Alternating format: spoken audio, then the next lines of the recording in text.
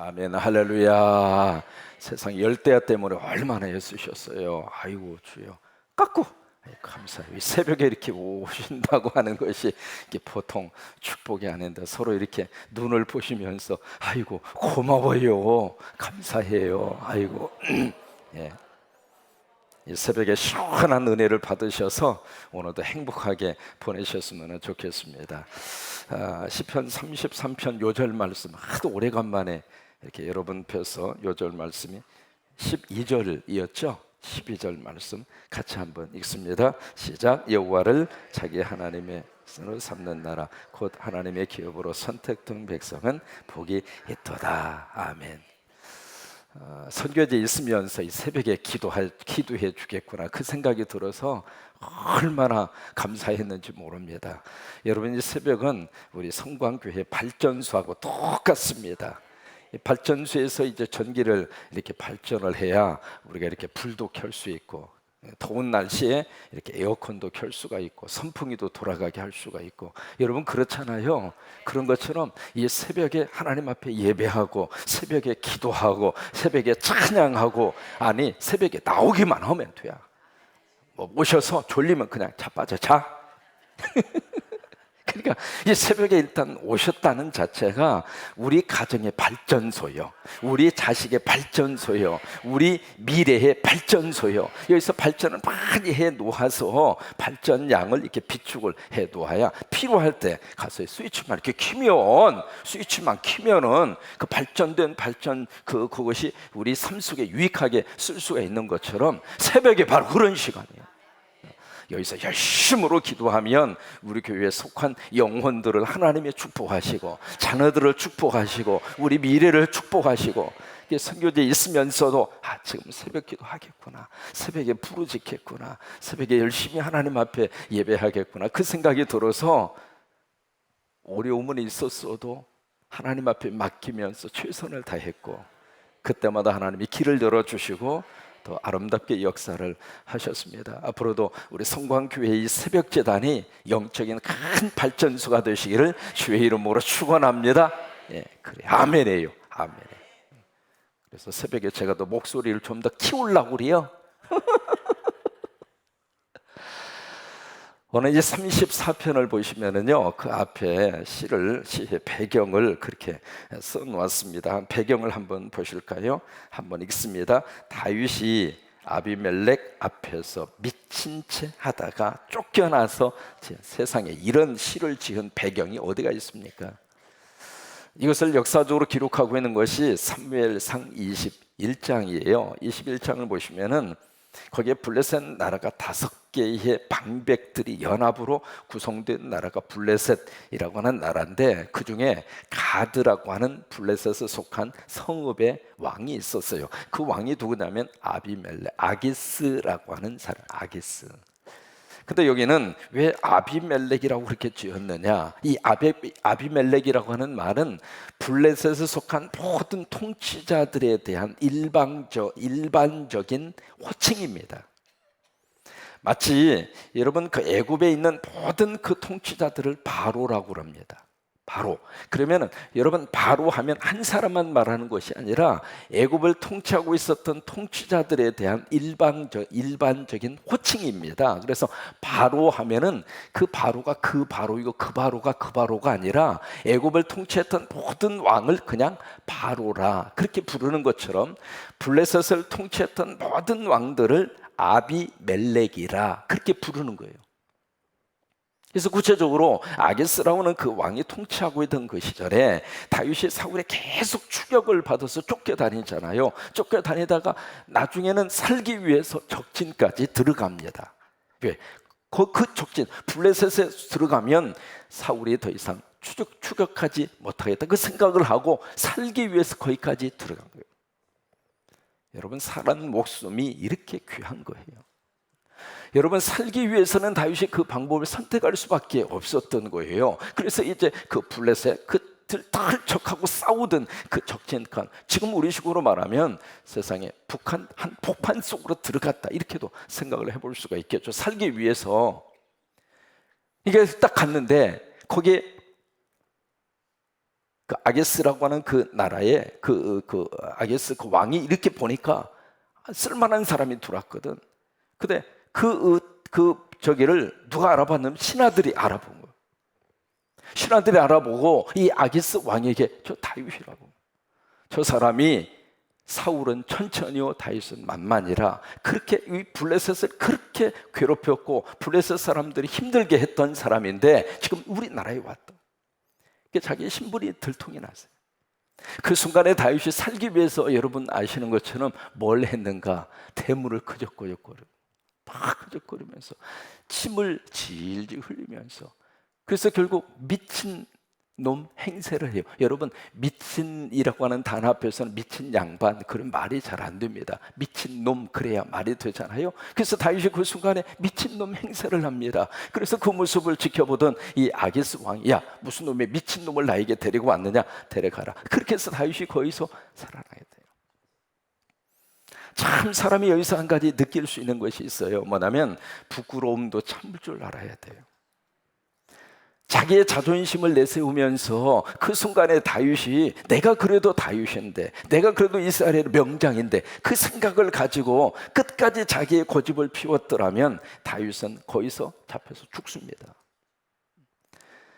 그러니까 전진을 위해서 때로는 후퇴할 줄도 알아야 돼요.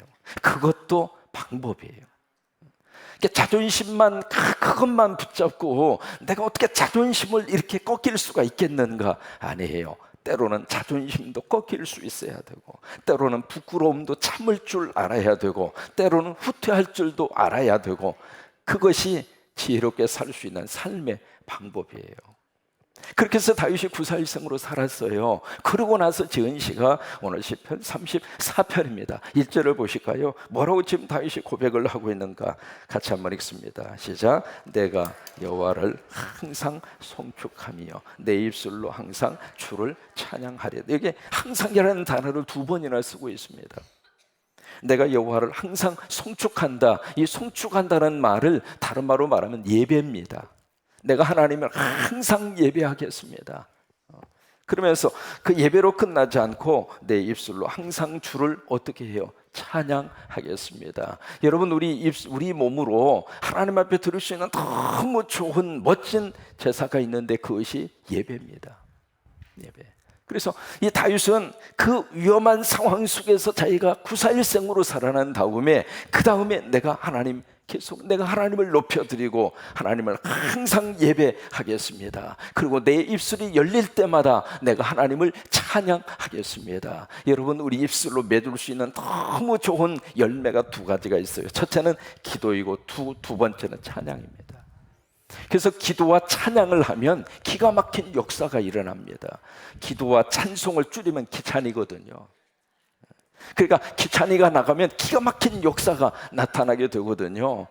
바로 그거예요. 이 다윗은 그 어려움 속에서도 하나님이 자기를 구원해 주시고 하나님이 자기를 살려주신 것을 기억하면서 내가 항상 하나님 높여드리고 하나님 예배하고 하나님 찬양하고. 2절입니다. 내 영혼이 여호와를 자랑하리니 곤고한 자들이 이를 듣고 기뻐하리로다. 다른 것을 자랑하는 것이 아니라 그냥 하나님을 자랑하는 거예요. 내가 믿는 예수님을 자랑하고, 내가 믿는 성령님을 자랑하고, 내가 믿는 말씀을 자랑하고, 그러니까 하나님을 자꾸 이렇게 자랑하는 거예요.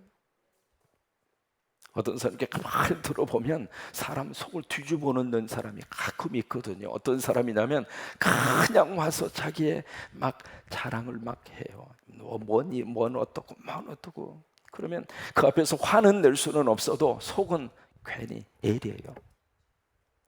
그래서 사람을 이렇게 서로 만났을 때 내 속에 있는 자랑도 그러고 내 속에 있는 어려움도 그러고 함부로 이야기하면 안 됩니다. 왜냐하면 그 사람의 사정도 좀, 형편도 우리들이 조금 감안을 해줄 수 있어야 돼요. 지금 저 사람은 자식 때문에 너무 속앓이를 하고 있는데, 이 사람이 우리 자녀는요 공부도 잘하고요 취직도 잘하고요 잘 나가고 있고, 그럼 그 사람이 들을 때 그 말이 얼마나 속상하고 아파요.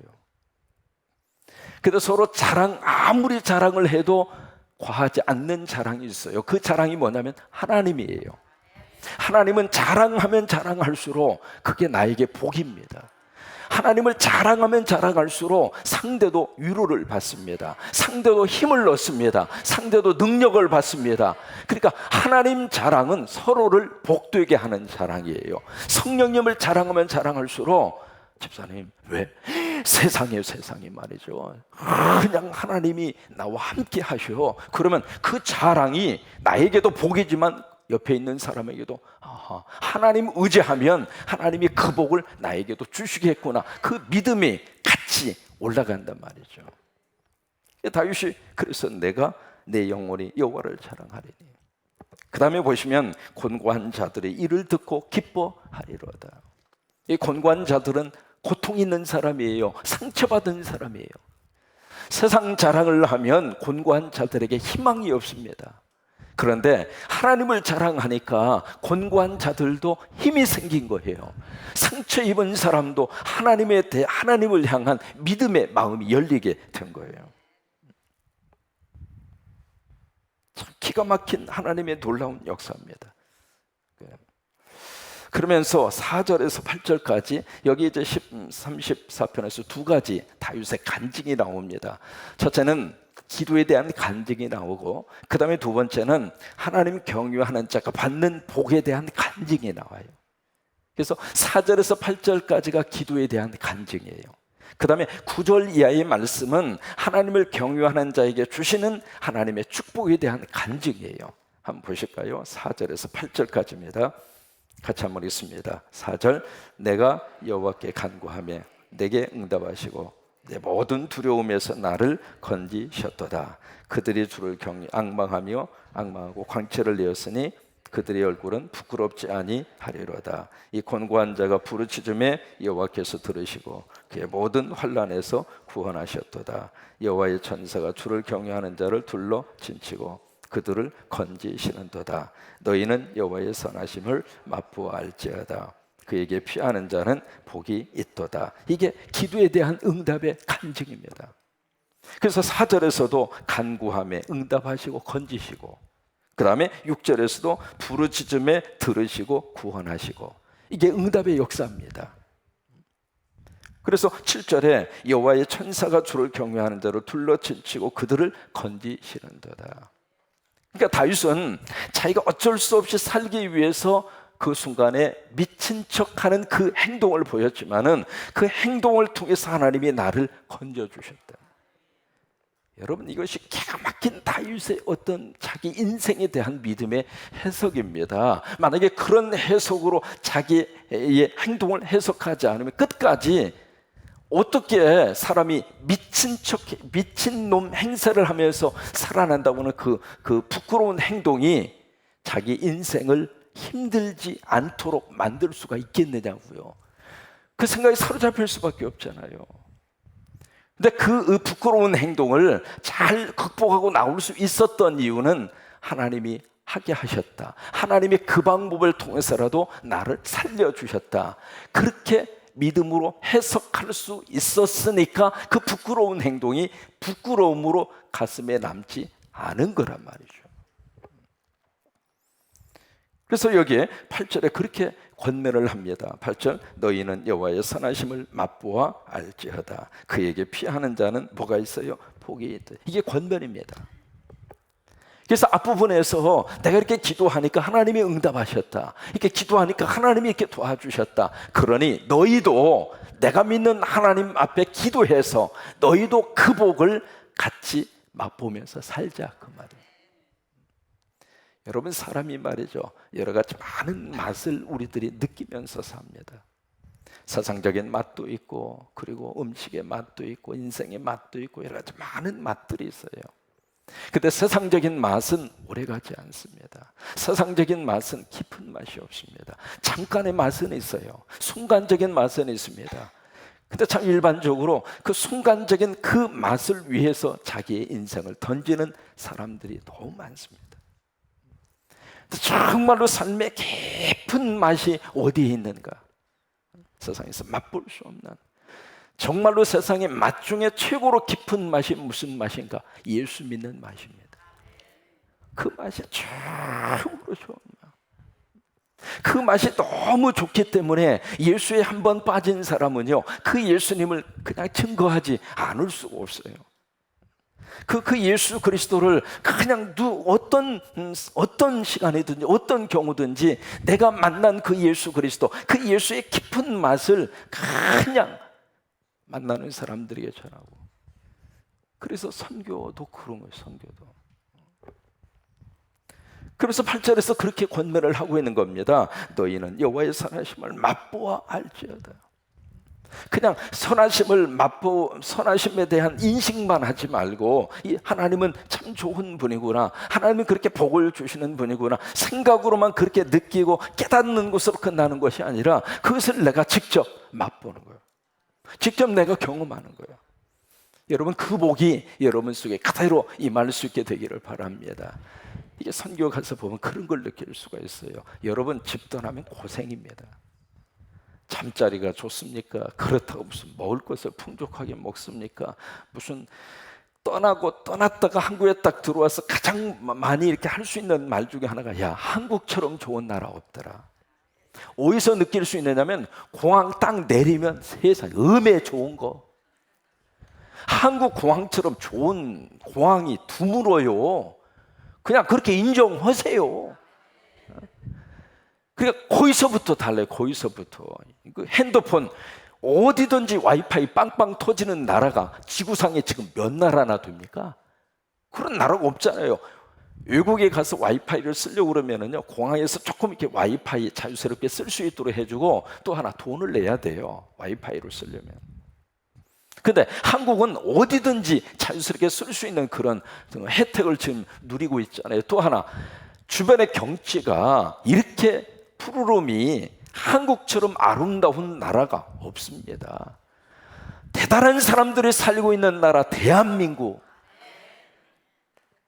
정말 여기를 보아도 저기를 보아도 하나님의 은혜와 하나님의 축복이 얼마나 좋은지 몰라요. 근데 그것을 여기에 살면서는 잘 모르는 거예요. 왜? 늘 보고 있으니까, 늘 경험하고 있으니까. 여러분, 익숙한 것은 소중하게 느껴지지 않습니다. 늘 내 곁에 있으리라고 생각하거든요. 사랑하는 내 아내, 내 남편, 그래, 늘 내 곁에 있는 존재이라 그렇게 생각을 해요. 그러나 언젠가 반쪽이 세상을 떠납니다. 떠난 다음에 그 자리, 여러분, 그 자리가 얼마나 소중했는가, 그걸 나중에서야 느끼게 되잖아요. 그래서 나중에 느끼는 것보다도 지금 이 순간, 매일 순간마다 소중하게 생각하고 잘해주고 사는 것이 복이에요. 저렇게 목소리가 좀 허스키해졌느냐면 먼지를 하도 먹어가지고 목이 지금 컬컬해졌어요, 지금. 그러니까 이게 그 선교를 가면서도 느끼는 것이, 선교 현장에서 맛볼 수 있는 그 맛이 깊은 맛이야. 힘은 들어도, 고생은 해도 그냥 가서 그들에게 복음을 전하고 그들이 복음을 받아들이고 그 모습을 보면서 내 안에 있는 예수 그리스도가 저들 안에도 들어가기를 간절히 소망하면서, 그러면서 세상에서 맛볼 수 없는 그 깊은 맛을 거기서 느끼는 거예요. 그러니까 같은 사람이 또 가고 싶어하고 그런 거예요. 여러분, 맛 중에 최고로 좋은 깊은 맛은 예수 믿는 맛이에요. 그 맛을 오늘 하루도 충분히 맛보고 사는 여러분이 될 수 있게 되기를 바랍니다. 그 맛을 보아야 인생에 너무 행복한 거예요. 여러분, 건강한 사람은 약을 먹지 않아도 돼요. 근데 병든 사람이 약이 필요한 거예요. 건강한 사람은 일상적인 그런 그 음식을 통해서 내 몸에 이로운 것을 그대로 섭취하면서 우리들이 살잖아요. 그런 것처럼 우리 영적으로도 그냥 예수님이 주시는 그 깊은 맛, 그 맛을 늘 마음으로 생각하고 입술로 고백하고. 그래서 8절에 그렇게 고백을 하고 있는 거예요. 너희는 여호와의 선하심을 맛보아 알지어다. 왜? 이 맛이 최고로 깊은 맛이니까. 그러면서 9절에 너무 기가 막힌 9절 이하의 말씀은 하나님을 경외하는 자가 주시는 하나님의 축복에 대한 말씀이거든요. 9절을 보실까요? 너희 성도들아, 여호와를 경외하라. 그를 경외하는 자에게는 뭐가 없어요?